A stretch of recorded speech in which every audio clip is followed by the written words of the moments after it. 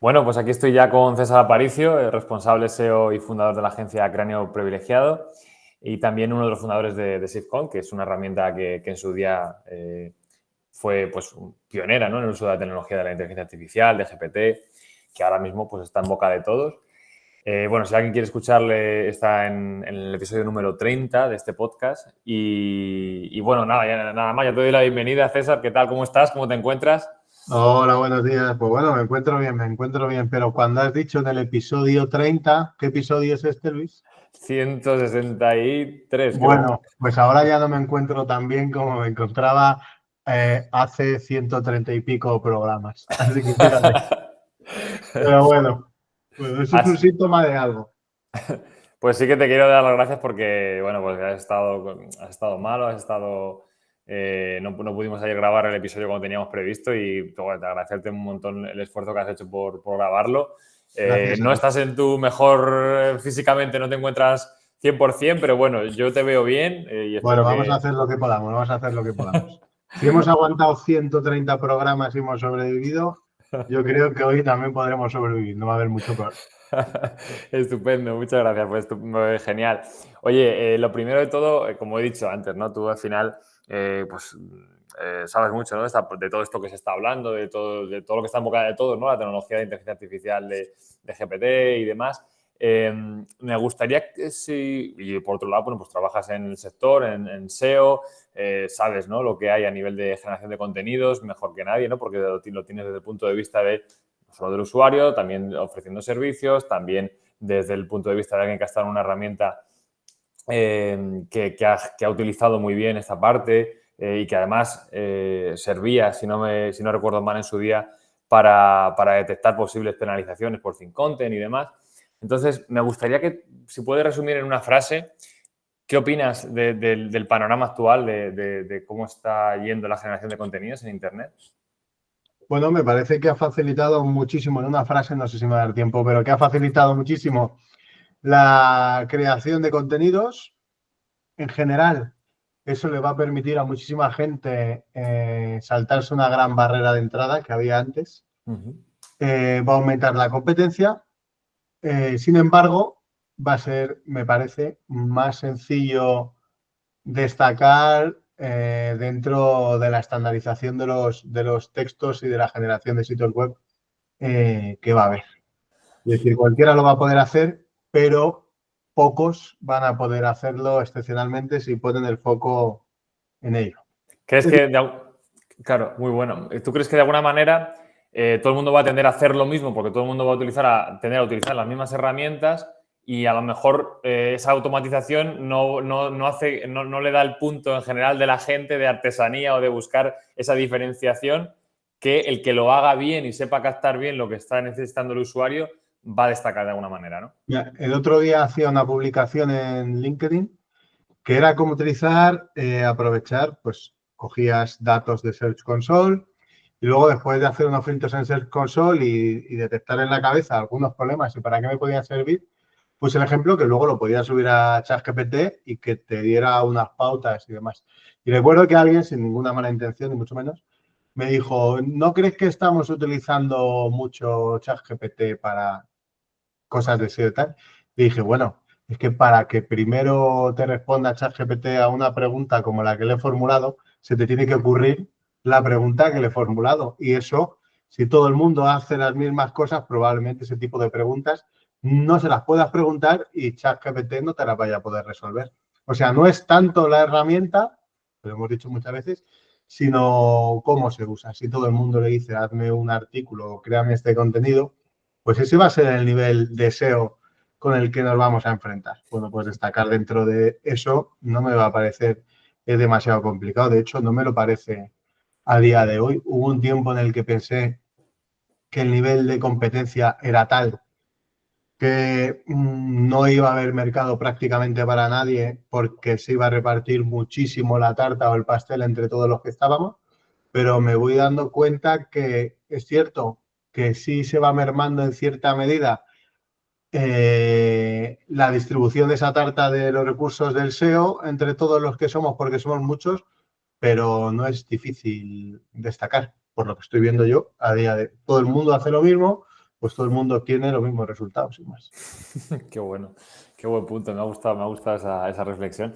Y por el lado del usuario, ¿crees que hay cierta negligencia en el uso de buscadores de inteligencia artificial por parte de las nuevas generaciones? Porque yo te pregunto esto porque veo que, pues en ocasiones, referencias que tengo de gente que, pues, que tienen alumnos que están en el mundo de la docencia, ven que utilizan mucho, pues, ChatGPT 3.5, ¿no? Y, oye, lo utilizan casi como un buscador, ¿no?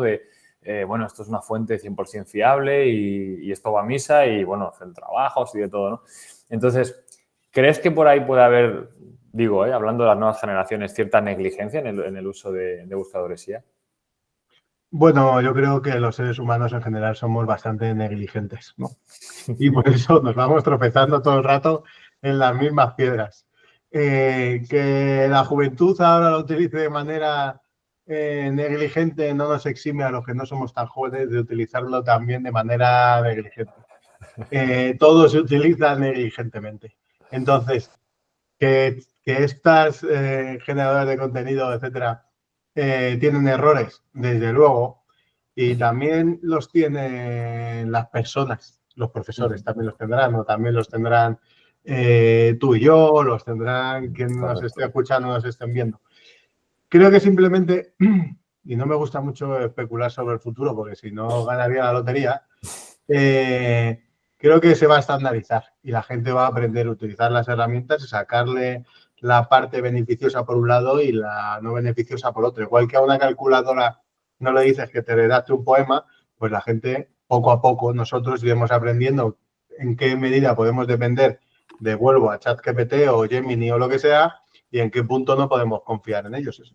Los seres humanos ya llevamos el Homo sapiens 250.000 años aproximadamente, y yo creo que poco a poco parece que nos vamos adaptando a todas las situaciones. No creo que la inteligencia artificial generativa esta con la que nos enfrentamos ahora o con la que vamos a compartir muchos años de aquí en adelante vaya a ser ningún problema para la humanidad.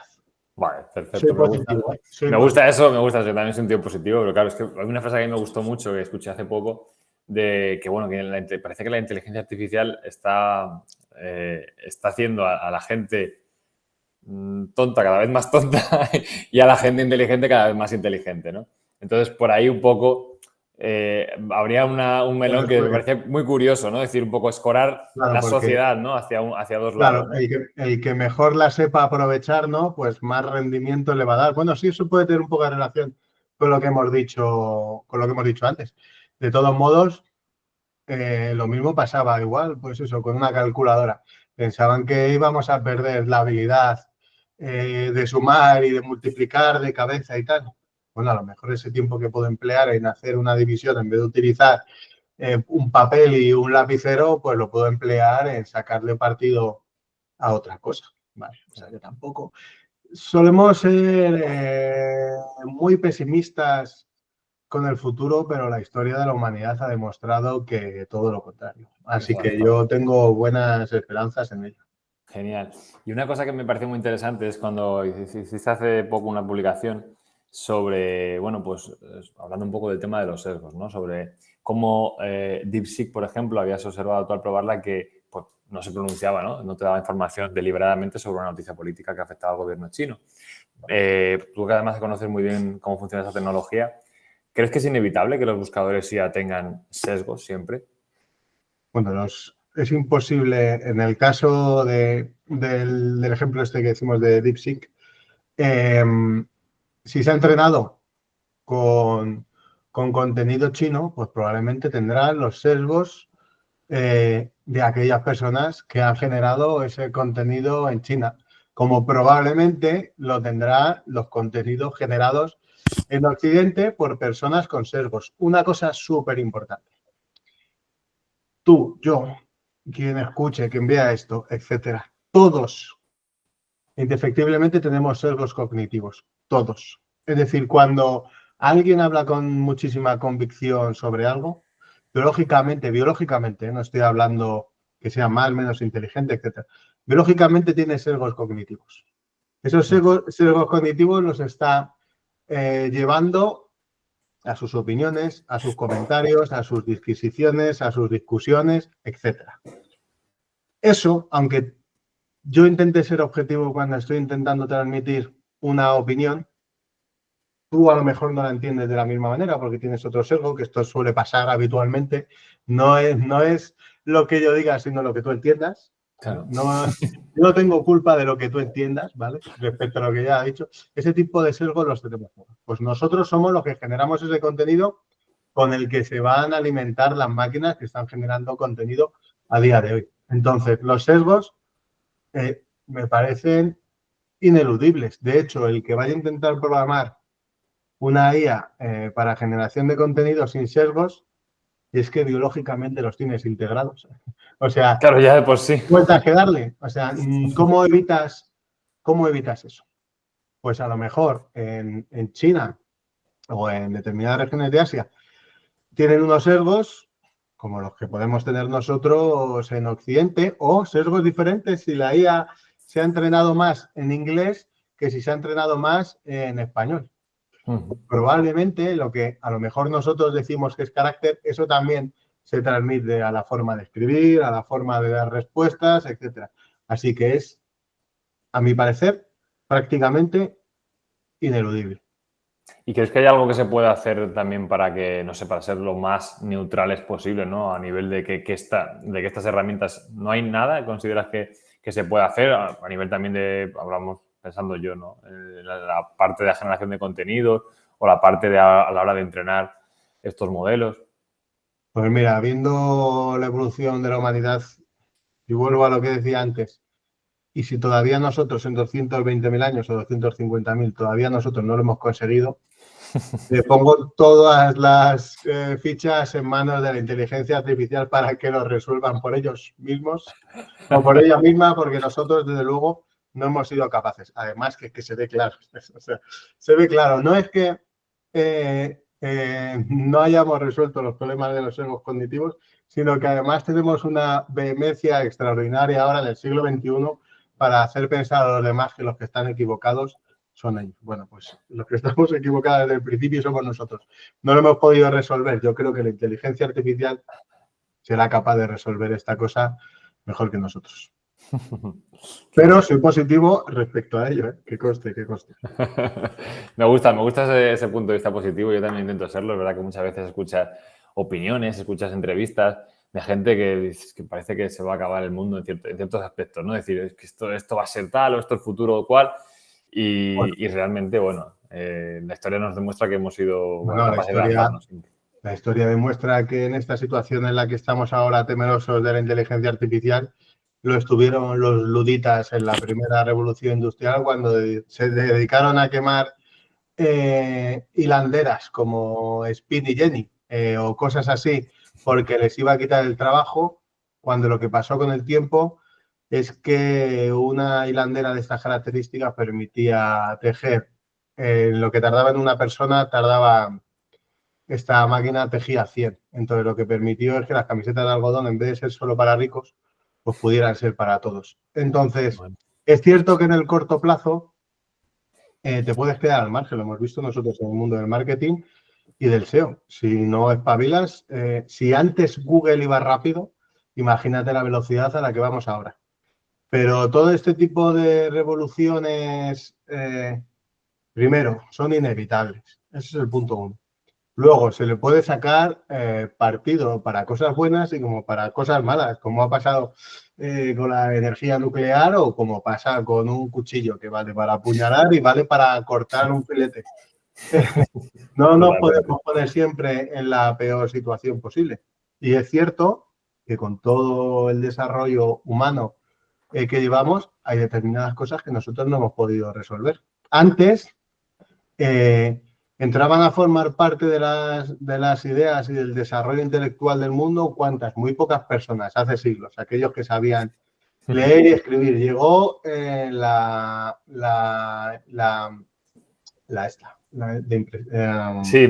imprenta, ¿no? La imprenta de caracteres móviles de Gutenberg. Eso que permitió que el conocimiento se pudiera expandir muchísimo más. Entonces ya entraban más cerebros a formar parte para desarrollar mayores ideas. Todo iba mucho más rápido.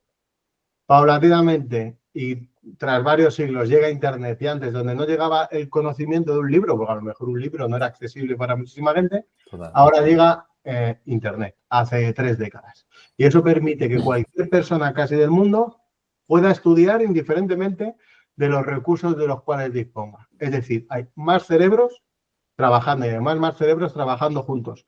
Y ahora hay todos esos cerebros y además se une la inteligencia artificial como apoyo. Es un futuro prometedor. Evidentemente, no todo va siempre así. Esperemos que a nosotros esa parte nos coja así, ¿no? Pero así, dando vueltas, evidentemente. Es el ciclo de la rueda del samsara. Pero así funciona, ¿no? Yo creo que inteligencia artificial y personas vamos a convivir bastante bien, aunque evidentemente habrá ejemplos que me contradigan, eso seguro. Qué buena reflexión, me encanta. Y me gustó también, por ejemplo, que tu participación en el estudio de Linkaffinity, bueno, que si, para el que no lo haya visto, pues es un estudio donde se hacía la comparación de, bueno, pues el uso de especialistas en el campo, sobre todo en búsquedas relacionadas con el mundo de la salud, comparando Google, los resultados en top 10 de Google con los resultados que daba SearchGPT. Había una cosa que me llamó también la atención, fue eso, la falta de identificación del autor, ¿no? En el 41%, me parece, de resultados en el top 10 de Google, ¿no? Es decir, todavía faltando bastante, ¿no? En top 10 de identificación del autor. ¿Crees que esto, que hacías una reflexión en este sentido en el estudio, en tu intervención en él, ¿crees que se acabará con el anonimato en Internet o que de alguna manera, bueno, pues se va a seguir trabajando de otra manera, ¿no? Se va a estandarizar otro tipo de no sé, de Por firma ejemplo, o contenidos? si yo quiero hacer las cosas bien en SEO, uno de los puntos fundamentales en los que me voy a fijar es en aquellos sectores donde, valga la redundancia, Google pone más el foco o el punto, que es en el sector salud. En el sector salud, los sitios que posicionan fundamentalmente bien sí están escritos por autores reales. El anonimato, no voy a entrar en, porque no es la pregunta que me has hecho, además podríamos estar mucho rato, no voy a entrar si en el anonimato está bien o está mal. Voy a entrar en el hecho de que los patrones y las tendencias que se siguen en los motores de búsqueda, por ejemplo en Google, en nuestro caso, en el que más nos atañe, suele establecer los estándares con los sitios de salud y a partir de ahí los va derivando al resto de sectores. Evidentemente, ya sabemos que competimos en cada sector con unas reglas diferentes o en cada nicho, como se quiera llamar. Pero todas, poco a poco, van cogiendo la tendencia de la salud. Si en la salud los autores son importantes, probablemente en el resto serán importantes. Y en función de lo importante que sea la temática, más importante será el autor o menos. No es lo mismo hablar desde el anonimato sobre el cáncer que hablar sobre el anonimato sobre cosas del corazón, por ejemplo. Bueno, puedes opinar lo que tú quieras sobre el personaje de moda del momento, que a lo mejor no es demasiado trascendente que te conozcamos. Pero si son cosas, your money, your life, del tipo mete tu tarjeta de crédito o invierte en esto o este tipo de cosas, cada vez será más importante. Evidentemente, la tendencia es a que el anonimato se acaba. Se van hay un montón de cosas para hacer determinadas historias que, bueno, es que no quiero entrar en este debate porque me parece un debate que va más allá de lo que nos concierne a nosotros como profesionales. Pero que fundamentalmente se acabará. Desde el anonimato es más fácil decir gilipolleces o barbaridades que si no eres anónimo. Punto. Pasa también, y volvemos hacia atrás, cuanto menos anonimato, menos problemas en general respecto a este tipo de cosas. Como cuando menos anonimato, menos violencia, menos asesinatos, tal. Ahora, eso tiene su contrapartida, pero eso es otro tema. Claro, claro, te lo pregunto esto porque justamente a mí me sorprendió el dato, como te digo, que todavía era muy poco, dentro de que esto era en búsqueda del sector salud, ¿no? Que todavía eran pocas, aunque es verdad que conforme iban más hacia el top 3, más más autores firmaban, eso sí es Es verdad. que comprobar computacionalmente que dentro de todos los factores de posicionamiento que puede tener Google para acreditar la verosimilidad y verosimilitud, perdón, de un artículo y atribuírselo a un autor, eso implica un coste computacional sumado a todos los costes computacionales que acarrean todos esos factores de posicionamiento en Google. Entonces, determinar que un artículo lo has escrito tú o que lo he escrito yo, que se puede determinar estadísticamente, eso conlleva un proceso, conlleva un tiempo y conlleva también un gasto computacional. Si ya tienes que ordenar todo Internet, que ya cuesta bastante, computacionalmente me refiero, además, atribuir los artículos o poder determinar con cierta verosimilitud que es tuyo y no es mío, eso también implica un coste. Entonces, supongo que primero el entrenamiento lo harán con aquellas cosas que son importantes como la salud y a medida que evoluciona todo, a medida que los costes bajan, a medida que la capacidad computacional aumenta, etcétera, lo podrán ir implementando en otros sectores para que les sea fundamentalmente más barato, que es el trabajo que haces tú y el que hago yo, que es abaratarle el trabajo a Google para que entienda que esta página está bien y que esta otra está peor. Punto, porque Claro. realmente nuestro trabajo. Mira, esto precisamente, mientras estás hablando, se me está viniendo el punto de los sesgos, ¿no? Porque también sería un sesgo el decir, es que estamos mirando el top 10 de Google cuando a lo mejor, a mí me sorprende este dato con el top 10 de Google, pero efectivamente conforme se acercaba más al top 3, o sea, en el top 3 sí que había mucha más predominancia de la firma del autor, con lo cual, con lo que tú estás comentando, el coste computacional y demás que esto implica, sí que es verdad que probablemente priorizan en lo que de verdad se lleva los clics y lo que de verdad le da la credibilidad a Google, que son el top 3, y a lo mejor, claro, a nosotros al estar mirando más, porque el estudio al final hay que hacerlo sobre un marco, ¿no? de comparación, ¿no? Y estamos mirando el top 10, pero a lo mejor deberíamos estar mirando solo el top 3, ¿no? Para ver un poco la importancia de lo que realmente para Google tiene más peso, ¿no? Que es la mayor masa de usuarios que son las que se van a llevar la mayor parte de clics, ¿no? Que son los que están en top 3, ¿no? Entonces, sí que tú piensas que antes, y a medida que los autores van cogiendo relevancia, etcétera, antes el importante era el medio y ahora el importante va siendo el autor o la autora. Entonces van a ser, porque evidentemente hemos visto que los grandes medios también hacen cosas poco lícitas a ojos de Google para posicionar sus historias. Pero ahora, ¿por qué es importante? Antes escribías en un medio importante y te hacía importante. Bueno, realmente tampoco te hacía mucho porque eras el escritor número 1.000.000 que había dentro de ese sitio. Pero ahora, si tú eres una persona muy citada, con muchas citas, igual que funciona en un estudio académico o cualquier otro tipo de cosas, tú vas a otorgar relevancia a los medios. Por ejemplo, evidentemente, si tú tienes una revista científica que no conociera mucha gente y resulta que escriben en ella Bohr, Einstein y Darwin en la misma semana, pues evidentemente esa relevancia suya se la van a transmitir a tu revista, evidentemente. Entonces, ¿quiénes son los relevantes? ¿Era la revista o son los autores? Yo creo que esa parte va a coger mucha fuerza. Cuanto más citado estés tú en Internet, en el modo que sea, que ya lo veremos con el tiempo, porque especular con este tipo de cosas, llevamos viendo que hay cosas que se acaban 20 años y todavía no se han acabado, o sea, ¿cómo vamos a especular qué es lo que va a llegar dentro de 20 años? Porque los fundamentos siguen siendo los mismos, básicamente, excepto 4 cosas. Entonces, bueno, lo iremos viendo. Pero si yo me tengo que fijar en algo, me fijo en la salud. Y si tengo que ser un poquito más tiquismiquis, me fijo en la salud de Estados Unidos. Vale. Buena forma de tomarnos como referencia a toda la gente que trabaja en el sector del SEO para ver un poco por dónde van a ir los tiros y cómo se puede estar ahí arriba, ¿no?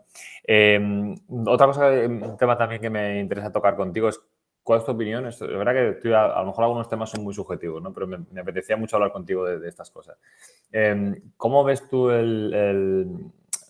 qué impacto tiene, ¿no? el uso de inteligencia artificial generativa digamos, en el contenido que se está generando a nivel de fake news, ¿no? Por ejemplo, es decir, ¿es más fácil ahora mismo generar fake news porque es muy fácil generar contenido? O, por otro lado, lo que venimos hablando, ¿no? de la firma del autor, de que, oye, yo veo cada vez más medios, evidentemente, pues por lo menos firman los artículos con autor. Otra cosa es que el autor tenga más o menos reputación, como has dicho tú antes, ¿no? Pues el redactor o el escritor 1 millón de ese medio, pero todos ya van firmando, ¿no? Ya, por lo menos sabemos quién es la persona que está escribiendo ese artículo, ¿no? Que lo está firmando. ¿Crees que va a aumentar, ¿no? el uso de inteligencia artificial, el uso de, las tendencias actuales, ¿no? ¿Crees que va a aumentar la fabricación de fake news o que, por otro lado, va a ser más difícil colarlas a la gente porque, oye, van firmadas por alguien reputado o no reputado? Bueno, aunque en el futuro, y eso se puede calcular también estadísticamente, aunque algo no esté firmado por alguien a día de hoy, probablemente en poco tiempo los algoritmos podrán determinar si lo has escrito tú o lo he escrito yo. ¿Vale? Eso se llama estilometría y se podrá calcular matemáticamente y de una manera muy sencilla. ¿Vale? Así que lo primero para quienes emitan fake news ahora a lo loco es saber que muchos de esos comentarios del pasado probablemente podrán ser atribuidos a personas reales en el futuro. Ya ves. Sin que ellos lo firmen directamente. Sí, sí. Luego, evidentemente, todo lo que permita facilidades al ser humano para hacer trampas, pues evidentemente va a suceder. Ahora bien, igual que antes los impactos de la publicidad, valga la redundancia, eran más impactantes, impactaban de una mayor manera a las personas, y ahora, aunque recibamos muchos impactos, buena parte de ellos ya los pasamos por alto. Total. Yo creo que en el futuro aprenderemos a discernir muchísimo mejor qué son fake news o qué no lo son. Creo que lo aprenderemos bien. Sin embargo, sin haber tenido inteligencia artificial que genere este tipo de cosas, nos llevamos comiendo fake news históricamente toda la vida, ¿vale? Y hasta que no han pasado 200 años o 300 años, no hemos sabido que era mentira. Y luego tampoco puedes estar muy seguro de si lo es o no. En la televisión se emiten constantemente fake news creadas a propósito, medias verdades, los diarios igual, en todos los sitios. Es inherente al ser humano. No se van a acabar. Y que se hagan más, bueno, también hay más anuncios y eres capaz de evitarlos, ¿vale? Así que tampoco es una cosa que me preocupe más de lo que me preocupaba antes. Qué bueno. Otra cosa que una pregunta que me parece importante tocar. Bueno, siguiendo un poquito y relacionando con el estudio Link Affinity, que me llamó la atención que... Está muy guay. Sí, está muy guapo, la verdad, el estudio muy recomendable para toda la gente que lo quiera leer. A ver si no olvido dejarlo también vinculado a la nota del programa. Es verdad que los contenidos firmados por especialistas eran el grupo mayoritario de los resultados que ofrecía SearchGPT, ¿no? Entonces, mi pregunta es, ¿crees que buscadores ya como SearchGPT van a quitar cuota de mercado a buscadores tradicionales como Google, por ejemplo? Bueno, yo supongo, bueno, ya lo estamos viendo. Hablo en mi caso particular, ¿vale? Porque tampoco sé cómo lo utilizan los demás ni cuáles son. A mí hay para ciertas cosas que me vienen estupendamente, ¿vale? Para resolver cosas sencillas en el corto espacio de tiempo, pues igual que utilizo una calculadora, aunque pueda hacer una multiplicación de cabeza, pues utilizo ChatGPT para resolverme algo que sea más o menos sencillo y que no sea muy relevante aquello que esté buscando por si puede inducir error, ¿vale? Por ejemplo, las matemáticas les llevo un poquito regular. Ese tipo de cosas me las resuelve muy bien. O, por ejemplo, imagínate, si quiero traducir algo sencillo porque estoy viendo algo en alemán, pues a lo mejor antes iba a Google Translate o a DeepL y ahora lo hago ahí. Pero si quiero buscar algo informacional, también, mira, por ejemplo, la parte de informacional a lo mejor me resuelve más rápido la duda ChatGPT, Gemini, lo que sea, que me lo resuelve Google, ¿vale? Pero la parte transaccional creo que sigue teniendo muchísimo más valor Google que ChatGPT. Bueno, que ChatGPT o cualquier inteligencia generativa. Sin embargo, con el tiempo, bueno, pues eso cambiará. Yo no tengo ni idea por dónde va a ir, pero lo que sí tengo claro es que llevamos haciendo 20 años lo mismo y hemos ido cambiando las cosas, ¿vale? Es decir, cuando yo veo un TikTok o un Instagram o un ChatGPT, me da igual, cada uno es una cosa, o un Google o un Bing, si llevas tanto tiempo haciendo SEO, simplemente haciendo scroll ya vas viendo patrones por qué se muestra el vídeo que va debajo. O patrones de por qué ChatGPT te puede estar mostrando una cosa o te puede estar mostrando otra. Es decir, todo este tipo de herramientas, se busque la que se busque, se basan en patrones, ¿vale? No es un niño pequeño que tiene a priori ideas descabelladas porque la plasticidad de su cerebro es muchísimo mayor que la de los adultos. Entonces, si sigue un patrón, ese patrón lo vamos a poder aprovechar para posicionar ahí. Que se lleva, imagínate, el 25% de la búsqueda de la inteligencia artificial generativa como ChatGPT. Bueno, pues le dedicaremos un rato a intentar posicionar en ChatGPT. ¿Cómo? Ya lo veremos. A día de hoy, todo lo que veo es bastante etéreo. O sea, no hay demasiada concreción en los sistemas de posicionar ahí. Otra cosa puede ser que alguien haya visto el filón un indio, que es unas máquinas, por ejemplo, y no nos lo va a decir a nosotros, pero vamos, todo al final se impregna de la sabiduría de otros y al final acabaremos sabiendo. Pero no me parece demasiado problemático. A lo mejor en el futuro, igual que a día de hoy hay gente que se dedica al SEO técnico, por ejemplo, otros al contenido, otros al SEO local, etcétera. Bueno, pues a lo mejor te puedes especializar en SEO para, que se llamará así, SEO para redes sociales o SEO para ChatGPT, el que se llama ahora o se dice SXO, que me parece más sencillo llamarlo SEO para todo lo que sea y punto pelota, ¿vale? Pero no me parece una cosa complicada. De todos modos, yo cuando tenga un rato me pondré... Bueno, ya he investigado un poquillo, ¿vale? Y hay algunas cosas que son más sencillas, sobre todo en redes sociales o YouTube, en Shorts y Reels y ese tipo de cosas. A ver, cuéntanos algo de lo que hayas aprendido por ahí. Danos alguna primicia. Los shorts de YouTube funcionan de una manera hiper sencilla, ¿vale? O sea, funcionan muchos de ellos, tú me has preguntado por una cosa y una cosa te digo.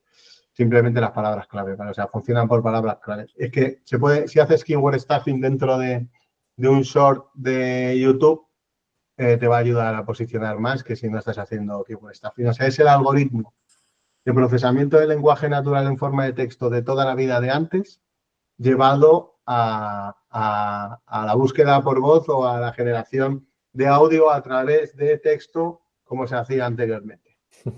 Ningún misterio. Ningún misterio. O sea, es lo mismo que antes. Bueno, la única diferencia, pues que han cambiado el texto por el audio, pero simplemente la transcripción viene del texto, punto, ya está. Y es como se va a hacer el proceso, como se hace el proceso, se tokeniza todo y se hace igual. Entonces, keyword stuffing, que ya no se puede hacer. Keyword stuffing por otra cosa. Pues se hace keyword stuffing en vídeo, tú no te cortes.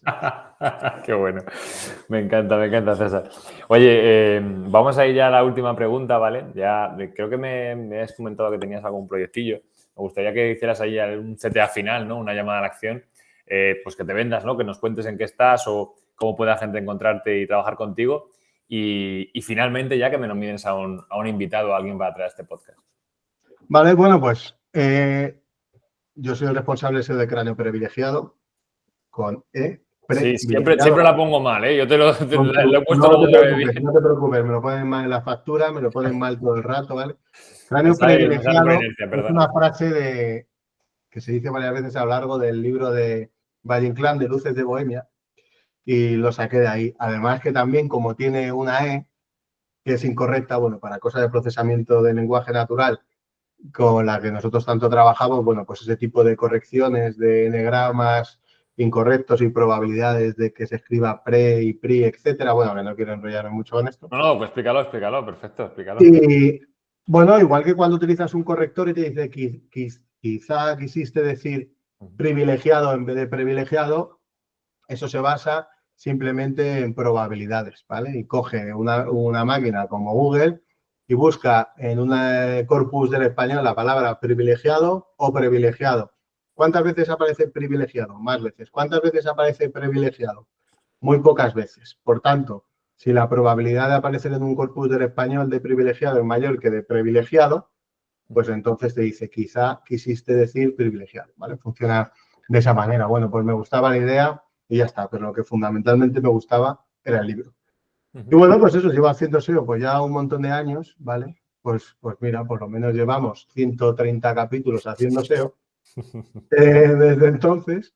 Y ahora, que te lo comenté el otro día, pero no te había dicho qué es lo que era, que sale esta tarde o sale mañana, porque constantemente me están preguntando, ¿vale? Entonces ya he echado el resto y pues hoy, que es día 25 por la tarde o mañana día 26, sacamos, que va a estar 2 semanas o 13 días online para comprarlo, un curso de SEO para gente que ya tiene un poco de conocimientos.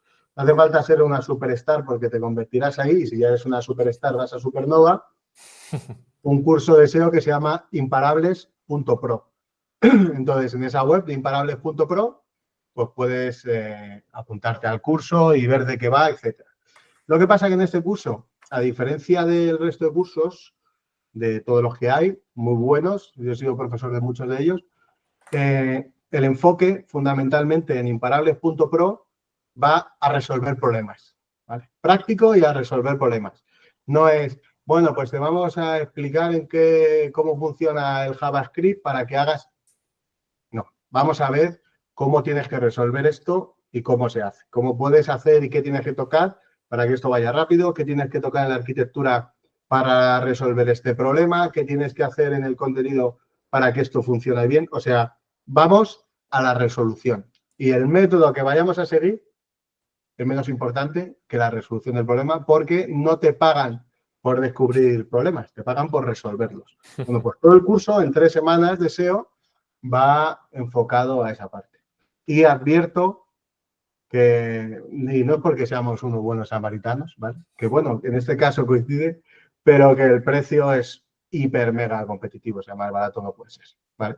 Ahora también te digo que si se va gastando, se van agotando las plazas rápido, irán subiendo, o sea que estos son 12 días para apuntarse, no hay más. Así que el Buenísimo. que quiera o la que quiera, pues ahí tiene la opción para aprender rápido, pero en versión Master and Commander. Eso está asegurado.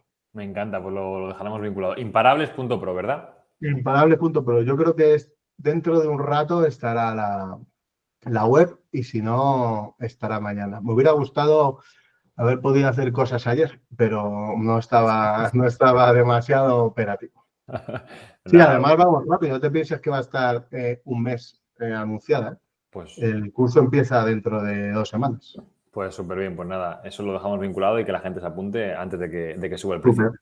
Y nada, y al final si me quieres vincular, nominar a alguien, pues me parecería súper interesante porque tú conoces a mucha gente, sobre todo. Pues mira, me has preguntado por muchas personas. O sea, se me ocurren muchas personas, etcétera. Pero hablando del SEO, si hablamos del futuro del SEO, ¿vale? Y hemos hablado de las citas y todo ese tipo de cosas. Que trabajo con esta persona. Yo citaría a Celia Villarino y te voy a decir cuál es el motivo fundamental. Una de las cosas de las que hemos estado hablando y haciendo una pequeña retrospectiva, hemos hecho una retrospectiva hacia el 240.000 antes de Cristo, hablando del Homo sapiens, pero vamos a hacer una pequeña retrospectiva hasta cuando sale el algoritmo de Google en 1998, ¿vale? De Larry Page. Vale. Ahí era muy importante todo esto de los enlaces y tal, que yo he trabajado mucho en su momento, etcétera, que todavía me parece que sigue siendo importante, Sí, total. pero creo que una de las cosas que sí veo, obviamente, aparte de en eso que hemos puesto tanto hincapié sobre los autores y la autoría de los contenidos, etcétera, creo que es la marca. O sea, creo que la marca no se trata mucho y es un hito bastante importante para tenerlo en consideración como un sitio web. Vamos a hablar de sitio web, estamos hablando de SEO. Aunque también se podría llevar a redes sociales o lo que fuera.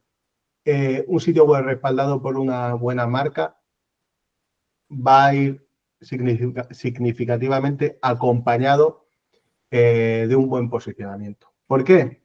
Pues igual que tú no puedes hacer un comentario hablando del cáncer sin que de una manera anónima, el respaldo y la credibilidad de una marca que te vende una televisión, un cuchillo, una batidora o un consolador, me da igual, va a tener mucha mejor consideración por parte del buscador porque va a acreditar la verosimilitud de aquello que tú estás vendiendo, va a acreditar que es bueno, igual que es por el motivo por el que mucha gente se compra un Mercedes si tiene dinero y no se compra un coche del que no conozca absolutamente nada. Así que sí, considero que lo de la marca es importantísimo. Así que sí, te recomiendo a Celia Villarino porque hace cosas a las que yo le puedo sacar y le saco muchísimo partido y creo que sería interesante para todo el mundo escuchar lo que dice.